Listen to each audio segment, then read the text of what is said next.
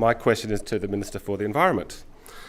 Minister, I recently saw firsthand in the Snowy Mountains the mind-blowing scale of the destruction of pristine Australian wilderness in the name of the global warming crusade.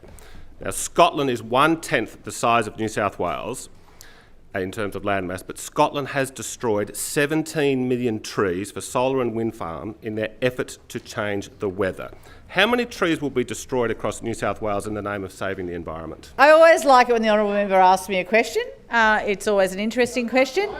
Look, a couple of things I've got to say in relation to this question. The first thing is the member and I and the government and science and most members I think most members on the other opposite side accept that climate change is real and accept that we actually have to take action to reduce emissions. So there's a global consensus that I know that the member genuinely does not agree with, and that as is his right, and he should continue, and I'm sure he will, arguing the case. So the first issue is that we need to take action on climate change, and that's exactly what this government is doing. The second part of this is that we have to transition our energy system for two reasons. We have to do it because it's our largest generator of emissions.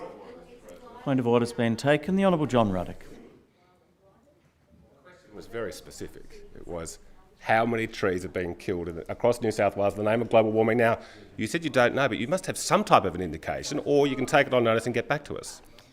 I said to the member, in the beginning of it, I cannot tell you because these projects change over time.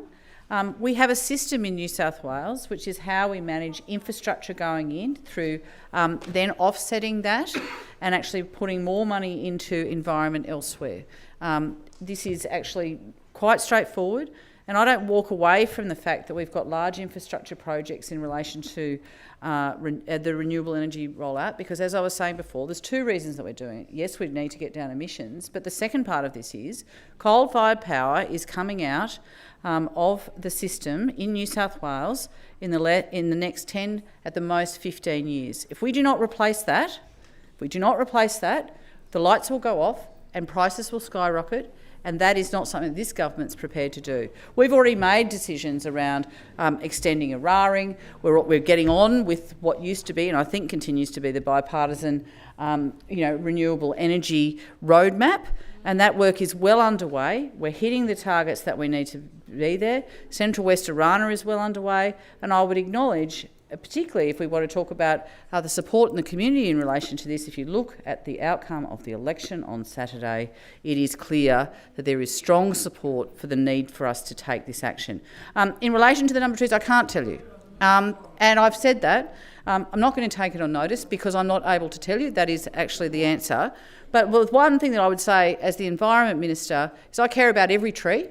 And I actually care about how many that we can keep as we manage the difficult challenge that we have, whether it's building housing, whether it's doing... I've been working very closely with mayors in relation to the regional projects that they desire. We have to manage that carefully, and that's what we do. A supplementary question. The Honourable John Ruddock. Minister, I'm assuming in 10 or 20 years that the renewable rollout will have completed. So at the end of that, could you tell us how much that's going to change world temperature? Well, yes, there is an argument that was an entirely new question, but I'm Entirely going to new allow question, it but because I've I'm got a an answer, which is no. presiding officer. Oh, you've answered the question.